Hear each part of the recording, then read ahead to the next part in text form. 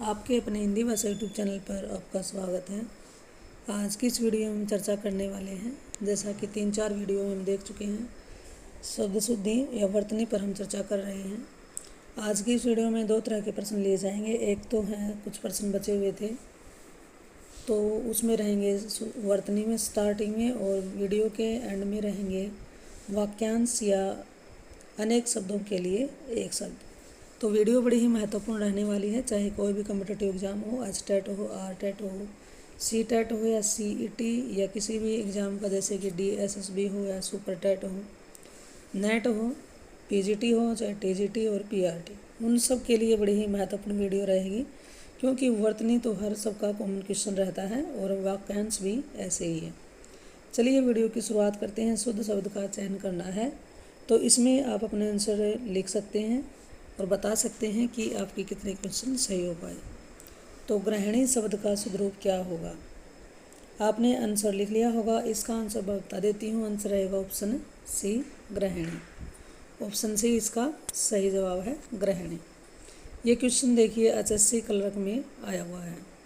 इस तरह से ये क्वेश्चन बड़े ही महत्वपूर्ण रहेंगे। अगला प्रश्न है अशुद्ध वर्तनी का चयन करना है।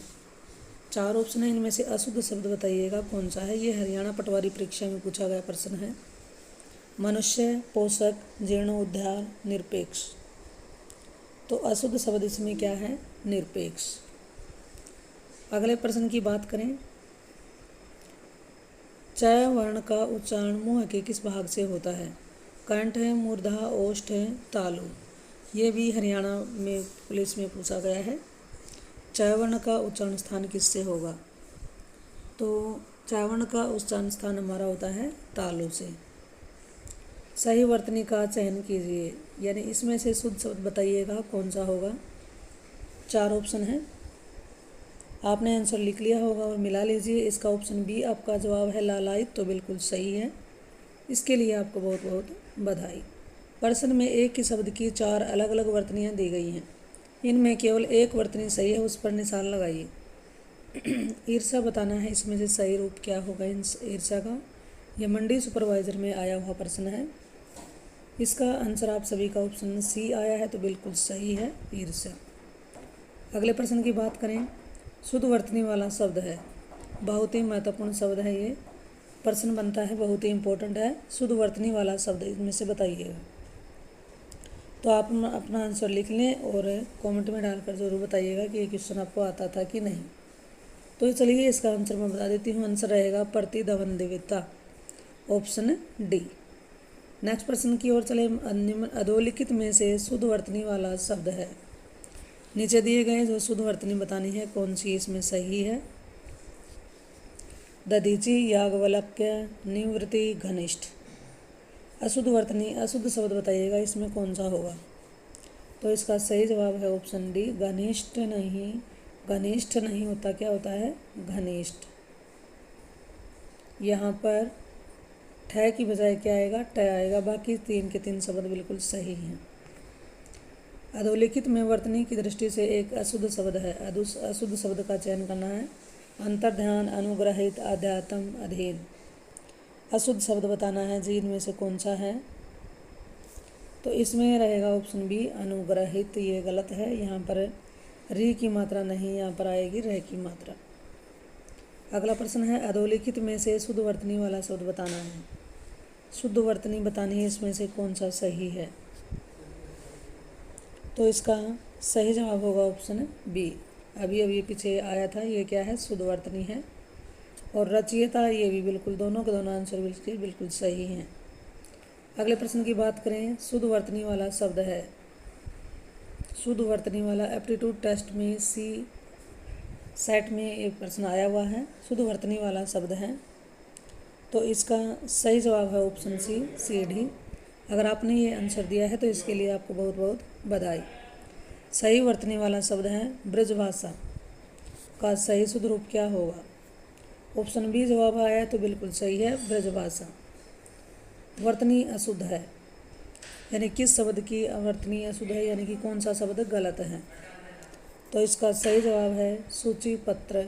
सूचीपत्र होना चाहिए, सूचीपात्र नहीं होगा। वर्तनी की दृष्टि से सही शब्द है सही शब्द कौन सा होगा? इसका ऑप्शन आपका सभी का आना चाहिए, ऑप्शन सी आशीर्वाद। अगले प्रश्न की बात करें तो वर्तनी की दृष्टि से ये दोबारा हो गया है। सही शब्द कौन सा है? इनमें से सही शब्द बताना है। एवं, है, सिंह, स्वयं, अंक। शुद्ध शब्द का चयन करना है। आपने आंसर सोच लिया होगा, चलिए आंसर मिला लेते हैं। ऑप्शन बी केवल इसमें सही है, बाकी इन सब में अनुनासिक की जगह क्या आना चाहिए? बिंदु आना चाहिए था सब के साथ, तो ये बिल्कुल सही जवाब है। उज्ज्वल, वर्तनी की दृष्टि से सही शब्द चयन करना है। सही शब्द बताइएगा कौन सा है? वेरी इंपॉर्टेंट प्रश्न है, तो इसमें ऑप्शन सी आपका जवाब आया है, तो इसके लिए आपको बहुत बहुत बधाई। अब आगे हम बात करते हैं वाक्यांश यानी कि अनेक शब्दों के लिए एक शब्द। तो बताना है सफलता न मिलने पर दुखी होने को क्या कहेंगे? आप भी अपने आंसर कमेंट में डालकर ज़रूर बताइएगा। सफलता न मिलने पर दुखी होना क्या कहलाता है? शोक, दया, दुख, कृपा। तो जी इसका सही जवाब होगा ऑप्शन ए, शोभ कहलाता है। अगले प्रश्न की बात करें, खाने की इच्छा क्या कहलाती है? खाने की इच्छा विभुक्षा, बुभुक्षा, विभोक्षा, बुभुक्षा। तो जी खाने की इच्छा कहलाती है बुभुक्षा। सख्य भाव मिश्रित अनुराग को कहा जाता है। सख्य भाव मिश्रित अनुराग को क्या कहा जाता है? प्रणय, श्रद्धा, प्रेम, सम्मान। तो जी इसको कहा जाता है प्रणय। महत्वपूर्ण परीक्षा उपयोगी प्रश्न चल रहे हैं, क्योंकि किसी न किसी एग्जाम में आए हुए प्रश्न हैं। अगले प्रश्न की बात करें तो पैसे से मनुष्य की जीवन जीने की इच्छा बलवती होती है। रेखांकित वाक्यांश के लिए एक शब्द बताना है कि कौन सा रहेगा? जिजीविषा, चतुरानंद, जीविका, इनमें से कोई नहीं। तो जी इसका सही जवाब होगा जिजीविषा। जीने की प्रबल या बलवती इच्छा को क्या कहते हैं? जिजीविषा। अगला इसमें हमारा प्रश्न है, अभ्यंतर का सही अर्थ क्या होगा? अभ्यंतर का सही अर्थ क्या होगा? किसी वस्तु की आभा, किसी वस्तु का बाहरी भाग, किसी वस्तु से भिन्न, किसी वस्तु का भीतरी भाग। अभ्यंतर का सही अर्थ क्या होगा ये बताना है। तो जिसका सही जवाब है ऑप्शन डी, किसी वस्तु का भीतरी भाग, उसको हम क्या कहते हैं? अभ्यंतर। अगले प्रश्न की ओर चलें। अगला प्रश्न है, नीचे दिए गए वाक्यांश के लिए एक शब्द का चयन कीजिए। पूर्व और उत्तर के बीच की दिशा क्या कहलाती है? प्रश्न को ध्यान से सुने, बाद में आंसर देने की कोशिश कीजिए। पूर्व और उत्तर के बीच की दिशा क्या कहलाती है? आग्नेय, ईशान, वायव्य, नैऋत्य। तो जी वो कहलाएगी, इसमें ऑप्शन बी है, ईशान कहलाती है। वलय शब्द का अर्थ चिन्हित कीजिए। वलय शब्द का क्या अर्थ होगा? वृक्ष की छाल, गोलाकार घेरा, मृगछाल, आवरण। तो जी वलय का अर्थ होता है गोलाकार घेरा। एक ही समय में वर्तमान, एक ही समय में वर्तमान, आजीवन, शाश्वत, समसामयिक, समय अनुकूल। एक ही समय में वर्तमान क्या कहलाता है? तो जी ये कहलाएगा समसामयिक। पार्थिक का सही क्या होगा इसमें से? जिसका संबंध मनुष्य से है, जिसका संबंध प्रथा से है, जिसका संबंध ईश्वर से है, जिसका संबंध पृथ्वी से है।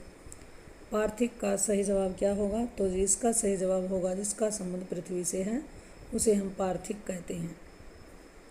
उच्च कुल में पैदा व्यक्ति कहलाता है धनी, सवर्ण, श्रेष्ठ, कुलीन। ये भी यूपीएसएससी ग्राम पंचायत अधिकारी परीक्षा में आया हुआ प्रश्न है। उच्च कुल में पैदा व्यक्ति क्या कहलाएगा? वो कहलाता है जी कुलीन। अरण्य चंद्रिका, इसका क्या अर्थ है? जंगल की सुंदरी, जंगल में मंगल, निष्प्रयोजन पदार्थ, निरर्थक बनाव श्रृंगार। अरण्य चंद्रिका बहुत ही महत्वपूर्ण है, तो जी इसका सही जवाब होगा ऑप्शन डी, निरर्थक बनाव श्रृंगार। गिरा हुआ के लिए एक शब्द है पतित, लुंठित, धराशायी, पालकी। गिरा हुआ ये यूपीएसएससी जूनियर इंजीनियरिंग या तकनीकी परीक्षा में प्रश्न आया हुआ है, बड़ा ही महत्वपूर्ण है। तो जी इसके लिए सही जवाब है गिरे हुए को कहेंगे पतित। प्रश्न संख्या 13 से 15 तक नीचे दिए गए शब्द के लिए अर्थव्यंजक 4 विकल्प दिए गए हैं। सर्वाधिक उपयुक्त अर्थव्यंजक विकल्प चुनिए। गयंद किसको कहते हैं? बहुत ही महत्वपूर्ण है गयंद। बड़ा घोड़ा, जंगली भैंसा, गैंडा, बड़ा हाथी। तो जी गयंद कहेंगे हम बड़ा हाथी को। अगले की बात करें, मूढ़ चेता का क्या अर्थ होता है? मूर्ख जो बाद में चतुर बन गया हो, आलसी, मूर्ख, दूसरों को मूर्ख बनाने वाला। तो जी मूढ़ चेता होता है मूर्ख। प्रायोगिक का क्या अर्थ होता है? जिसका प्रयोग कई वस्तुओं के योग से किया जाए, जिसका पहले प्रयोग किया जा चुका हो, जिसका प्रयोग भविष्य में हो, जिसका नित्य प्रयोग किया जाए। ये यूपीएसएससी कनिष्ठ सहायक जूनियर असिस्टेंट में आया हुआ प्रश्न है। तो जी इसका सही जवाब होगा ऑप्शन बी, जिसका पहले प्रयोग किया जा चुका हो उसको हम प्रायोगिक कहते हैं। अगले प्रश्न पर है, प्राणदा के लिए अनेक शब्द है। प्राण रहने का मंत्र, जीवन देने वाली दवा, जीवन चाहने वाली राह, प्राण रहने का अभ्यास। प्राणदा का सही अर्थ क्या होगा? तो जी इसका सही जवाब है जीवन देने वाली दवा, उसको हम प्राणदा कहते हैं। सही विकल्प का चयन करें जो वाक्यांशों के लिए एक शब्द है। आदि से अंत तक क्या कहलाता है? अनादि, आद्योपांत, समकालीन, समीचीन। आदि से अंत तक क्या कहलाएगा? तो जी ये कहलाता है आद्योपांत। बड़ा ही महत्वपूर्ण प्रश्न है ये। सही विकल्प का चयन करें जो वाक्यांशों के लिए एक शब्द है। जो सब कुछ जानता हो, सर्वज्ञ, सर्वस्व, सर्वत्र ज्ञानी। जो सब कुछ जानता हो तो जी उसको हम कहते हैं सर्वज्ञ। निम्नलिखित प्रश्न में 4 विकल्पों में से उस सही विकल्प का चयन करें जो वाक्यांशों के लिए एक शब्द का विकल्प है। जो थोड़ा जानता हो, अवज्ञ, अल्प, अल्पज्ञ, सर्वज्ञ। जो थोड़ा जानता हो तो जो इसके लिए इसका सही जवाब है ऑप्शन सी। आपका भी यही जवाब है तो इसके लिए बहुत बहुत बधाई। इसी प्रकार तैयारी करते रहें और आगे बढ़ते रहें। इस वीडियो का हमारा अंतिम प्रश्न है, निम्नलिखित में 4 विकल्पों में से उस सही विकल्प का चयन करें जो वाक्यांशों के लिए एक शब्द का विकल्प है। जो श्लोक की बात हो तो जी वो क्या कहलाएगी? इसका आंसर आपको कमेंट में डालकर बताना है। जो श्लोक की बात हो कहलाती अलौकिक, स्वर्गीय, पाश्चात्य, लौकिक। तो जी इसका सही जवाब आपको कमेंट में डालकर बताना है कि इसका सही जवाब क्या होगा। फिर मिलते हैं एक और नई वीडियो, नई जानकारी के साथ। ये वीडियो आपको अच्छी लगे तो इसको शेयर ज़रूर करें। आप शेयर करने में कंजूसी बरत रहे हैं और वीडियो अच्छी लगे तो लाइक कर दें। चैनल पर आप पहली बार आए हैं तो इस चैनल को सब्सक्राइब कर लें। फिर मिलते हैं एक और नई वीडियो, नई जानकारी के साथ। इस चैनल पर आने के लिए आपका बहुत बहुत धन्यवाद।